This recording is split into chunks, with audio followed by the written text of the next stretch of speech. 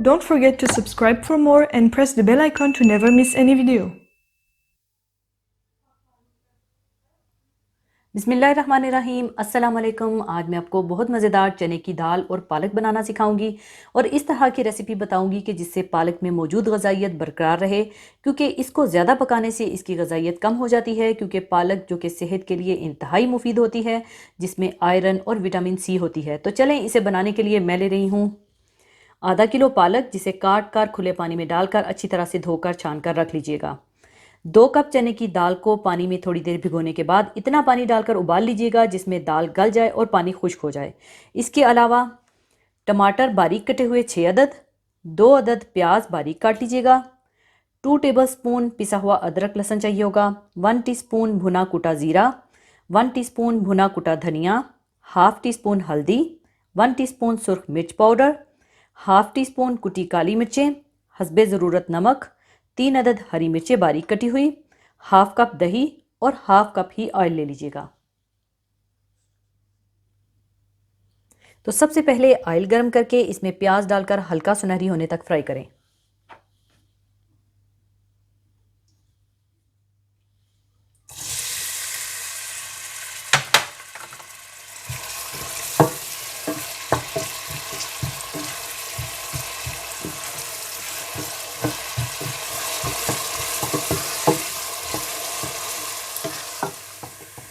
जब प्याज हल्के से ब्राउन होने लगे तो इसमें पिसा हुआ अदरक लहसुन डालकर भून लें।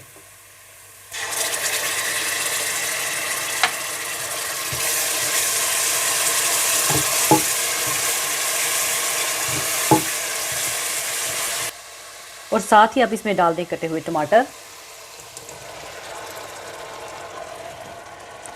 हरी मिर्चें, नमक, सुरख मिर्च पाउडर, हल्दी पाउडर,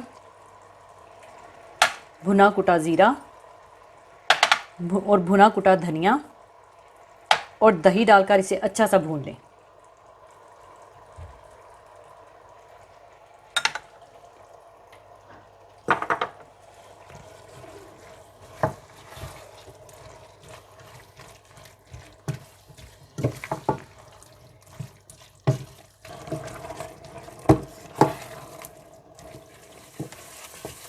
जब सब कुछ अच्छी तरह से मिक्स होकर मसाला अच्छा सा भुन जाए तो आप इसमें दाल डालकर मिला लें।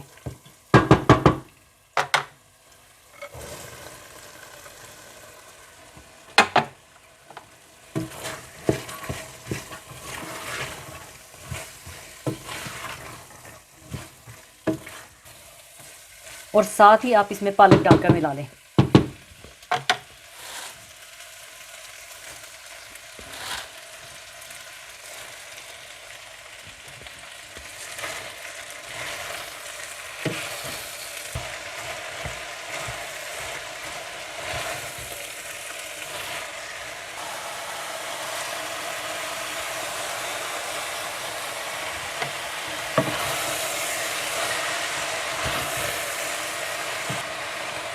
आंच को तेज़ रखें और पालक डालते जाएं और मिलाते जाएं।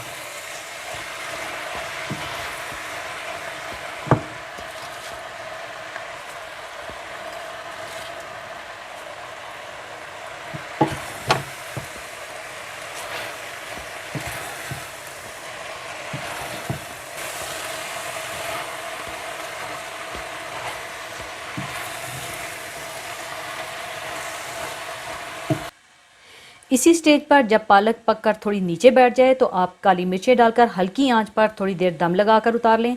क्योंकि जब हम लोग पालक को ज़्यादा भूनने के चक्कर में होते हैं तो समझ लें ये ज़्यादा फ़ायदेमंद नहीं रहती। तो मैं अभी इसमें काली मिर्चें डालकर 4 से 5 मिनट के लिए हल्की आंच पर दम लगा लूँगी।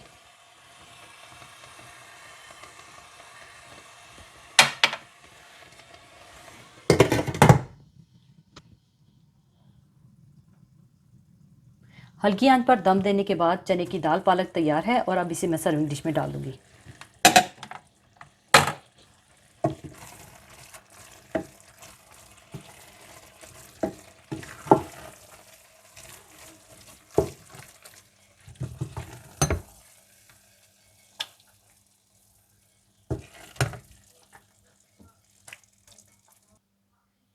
लीजिए, मज़ेदार चने की दाल पालक तैयार है। ज़रूर ट्राई कीजिएगा और मुझे बताइएगा कि कैसी बनी। और जाने से पहले एक हदीस पाक शेयर करना चाहूँगी। हदीस पाक इस तरह से है। हज़रत अबू हुरैरा रज़ी अल्लाह ताला अन्हो से रवायत है कि रसूलुल्लाह सल्लल्लाहु अलैहि वसल्लम ने इरशाद फरमाया, एक मुसलमान के दूसरे मुसलमान पर 5 हक़ हैं। पहला, इसके सलाम का जवाब देना। दूसरा, बीमार हो तो इसकी अयादत करना। तीसरा, इसके जनाजे में शिरकत करना। चौथा, इसकी दावत कबूल करना। और पाँचवा, जब कोई मुसलमान भाई छींके और अल्हम्दुलिल्लाह कहे तो या रहमुकल्लाह कहना। माशरत के आदाब और हकूक़ की तालीम भी इस्लाम की ख़ास और अहम तालीमात में से है। एक मुसलमान सच्चा और पक्का मुसलमान जब ही हो सकता है जबकि वो इस्लाम के माशरती हुक्मों पर भी पूरी तरह अमल करे। वालिदैन, रिश्तेदारों, छोटे बड़ों और पड़ोसियों के हकूक़ के अलावा हर मुसलमान के दूसरे मुसलमान पर कुछ इस्लामी हकूक़ हैं। जैसा कि हदीस शरीफ में आया है, ये 5 बातें ऐसी हैं जिनसे दो मुसलमानों का आपस में गहरा ताल्लुक़ ज़ाहिर होता है, इसलिए इनका ख़ास तौर पर एहतमाम करना चाहिए। लेकिन अफ़सोस, आज हम इन हुक्मों से कितने गाफिल हैं।